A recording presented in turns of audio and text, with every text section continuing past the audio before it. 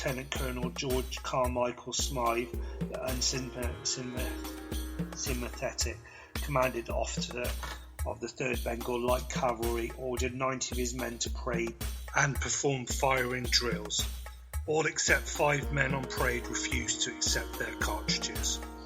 On the 9th of May, the remaining 85 men were court-martialed and most were sentenced to 10 years imprisonment with hard labour. 11 comparatively young soldiers were given 5 years imprisonment. The entire garrison was paraded and watched as the condemned men were stripped of their uniforms and placed in shackles. As they marched off to jail, the condemned soldiers berated their comrades for failing to support them. The next day was Sunday, the Christian day of rest and worship. Some Indian soldiers were warned off duty junior European officers, including Hugh Gough, then a lieutenant of horse, that the plan was afoot to release the imprisoned soldiers by force, but the senior officer to whom this was reported in turn took no action. There was also unrest in the city of Meerut itself, with angry protests in the bazaar and some buildings being set fire. In the evening, most European soldiers were prepared to attend church, while many of the European soldiers were off duty and had gone into canteens or into bazaars in Meerut. The Indian troops led by the 3rd Cavalry broke into revolt. European junior officers who attempted to quell the first outbreaks were killed by their own men. European officers and civilians quartered were attacked, and 4 civilian men, 8 women and 8 children were killed. Crowds in the bazaar attacked the off-duty soldiers there. About 50 Indian civilians, some of whom were officer servants who tried to defend or conceal their employers, were also killed by the sepoys. Within the city of Meerut, the Kotwal, holder of the fort, Dan Singh Gurjar, opened the gate of the jail. A total of about 50 European men, including soldiers, women and children, were killed in Meerut by spouses and crowds. On the evening of the 10th of May, the sepoys freed their 85 imprisoned comrades from the jail, along with 800 other prisoners, made up of debtors and criminals. Some sepoys, especially from the 11th Bengal Native Infantry, escorted trusted British officers and women and children safely before joining the revolt. Some officers and their families escaped to Rampur, where they found refuge within the Nawabs. The senior company officers, in particular Major General Hewitt, the commander of the division, who was nearly 70 years of age and in poor health, were slow to react. The British troops, mainly the 1st Battalion of the 60th Rifles, the 6th Dragoon Guards and 2 European manned batteries of the Bengal Artillery, rallied but received no orders to encourage or engage the rebellious sepoys and could only guard their own headquarters and armories. On the following morning, they prepared to attack. They found Meerut was quiet and that the rebels had marched off to Delhi. The British historian Philip Mason notes that it is inevitable that most of the sepoys and sawars from the Meerut should have made the Delhi on the night of the 10th of May. It was a strong-walled city located only 40 miles away. It was the ancient capital and the present seat of the Mongol Emperor, and finally there was no British troops in garrison there, by contrast with the relatively strong concentration in Meerut. What no one could have anticipated was that no effort was made to pursue them. Early on the 11th of May, the first parties of the 3rd Cavalry reached Delhi. From beneath the windows of the king's apartment in the palace, they called on him to acknowledge and lead them. Bandar Singh did nothing at this point, apparently treating the sepoys as ordinary petitioners, but others in the palace were quick to join the revolt. During the day, the revolt spread. Gunjars from Kadwala, led by Chaudhry Daya Ram, destroyed the House of Chief Magistrates, the Appealus Metcalfe. European officials and dependents, Indian Christians and shopkeepers within the city were killed, some by sepoys and others by crowds of rioters. There were 3 battalions of the Bengal native infantry stationed in or near the city. Some detachments quickly joined the rebellion, while others held back but also refused to obey orders to take action against the rebels. In the afternoon, a violent explosion in the city was heard from several miles. Fearing that the arsenal, which contained large stocks of arms and ammunition, would fall intact into the rebel hands, the 9 British ordnance officers there had opened fire on the sepoys, including the men of their own guard. When resistance appeared hopeless, they blew up the arsenal. Although 6 of the 9 officers survived, the blast killed many in the streets and nearby houses and other buildings. The news of the events finally tipped the sepoys stationed around Delhi into open rebellion.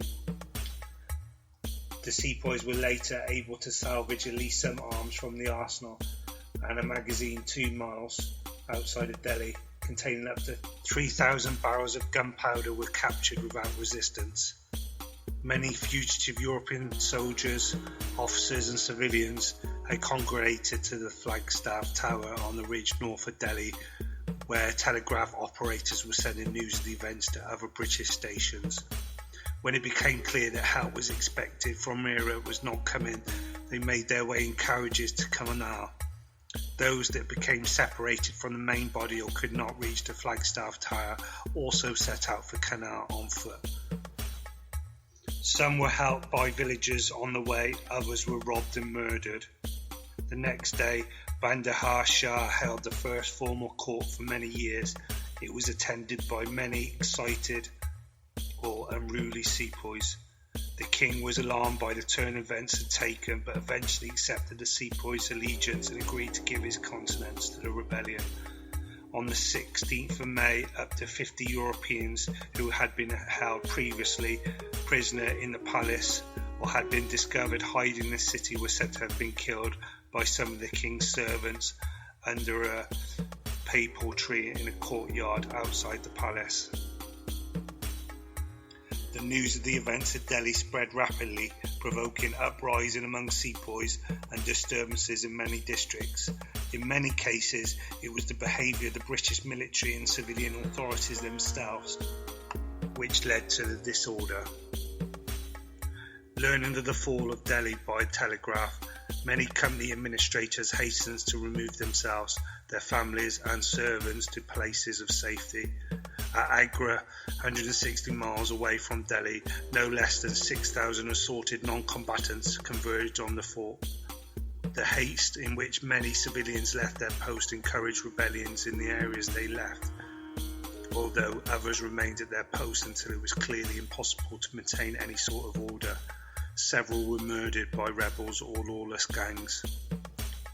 The military authorities also reacted to disjointed manners. Some officers trusted their sepoys, but others tended to disarm them to forestall any potential uprising. At Benares and Allahabad, this disarming was bungled and also leading to local social revolts. Although the rebellion became widespread, there was little unity among the rebels. While Bahadur Singh Zafar was restored to the imperial throne, there was a faction that wanted the Marathi rulers to be enthroned also, and the Awadis wanted to retain their powers that their Nawabs used to have. There were calls from jihad by Muslim leaders like Maulana Fazl al-Haq Karahandi and the Millennium Masuda Shah, which was taken up by Muslims, particularly artisans, which caused the British to think that the Muslims were the main force behind this event. The Mongol Emperor Bahadur Shah resisted these calls for the jihad because it was being suggested he feared the outbreaks of communal violence. In Hawadi, Sunni Muslims did not want to see a return to the Shiite rule, so they often refused to join what they perceived to be a Shia rebellion. However, some Muslims, like the Aga Khan, supported the British. The British rewarded him by formally recognising his title. Although most of the rebellious sepoys in Delhi were Hindus, a significant proportion of the insurgents were Muslims. The portion of Ghazali grew to be quite a quarter of the local fighting force by the end of the siege, and included a regiment of suicide Gihas from Gwalior who had voted never to eat again and to fight until they met certain death at the hands of the British troops. In Thanabawan, the sun is declared the Hija Emadullah the Amir. In May 1857, the Battle of Shamli took place between the forces of Haji Indabullah and the British. The Sikhs and the Pathans of the Punjab and northwest frontier provinces supported the British and helped in the recapture of Delhi. Historian John Harris has asserted that the Sikhs wanted to avenge the annexation of the Sikh Empire 8 years earlier by the company with the help of the Punjabis, Easterners. Baranis and those of the United Provinces of Agra and Ouda had formed part of the East Indian Company's armies in the First and Second Anglo-Sikh Wars. He also suggested that Sikhs felt insulated by the attitude of sepoys who, in their view, had only beaten the Khalasi with British help. They resented and despised them far more than they did the British. The Sikhs feared reinstalment of Mongol rule in northern India, as the Sikhs were persecuted heavily by the Mongol dynasty and feared Mongol rule. According to Hugh K. Trevikis, Sikh support for the British resulted from grievances surrounding the sepoys' perceived conduct during and after the Anglo-Sikh Wars. Firstly, many Sikhs resented that Hindustanis in the service of the Sikh state had been foremost in urging the wars which lost them their independence. Sikh soldiers also recorded the bloodiest battles of the war. Chinwala and Firozonshi was won by British troops, and they believed that the Hindustani sepoys had refused to meet them in battle.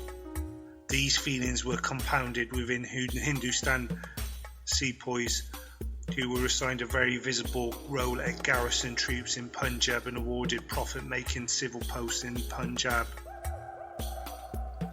In 1857, the Bengal army had 86,000 men, of which 12,000 were European, 16,000 Sikh, and 1,500 Gurkha soldiers out of a total of the three Indian armies, 311,000 native soldiers, and 40,160 European soldiers, as well as 5,362 officers.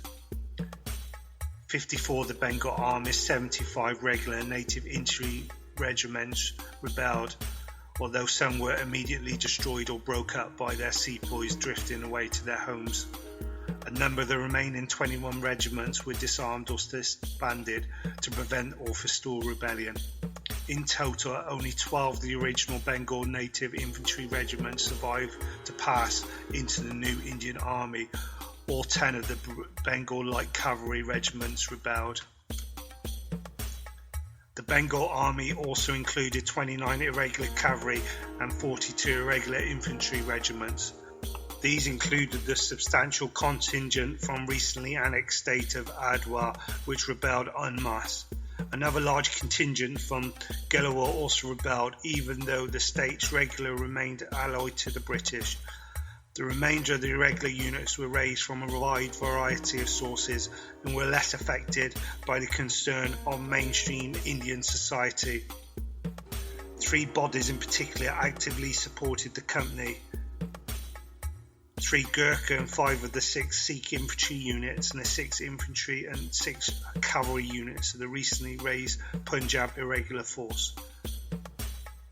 On April 1858, the number of Indian soldiers in the Bengal Army loyal to the company were 8,053. This total included a large number of soldiers hastily raised in the Punjab and northwest frontier after the outbreak of the rebellion. The Bombay Army had 3 mutinies on its 29th regiments, while the Madras Army had no mutinies, though elements of its 52 regiments refused to volunteer for service in Bengal. Most of the southern Indian remained passive, with only sporadic and haphazard outbreaks of violence. Most of the states did not take part in the war, as many parts of the rebellions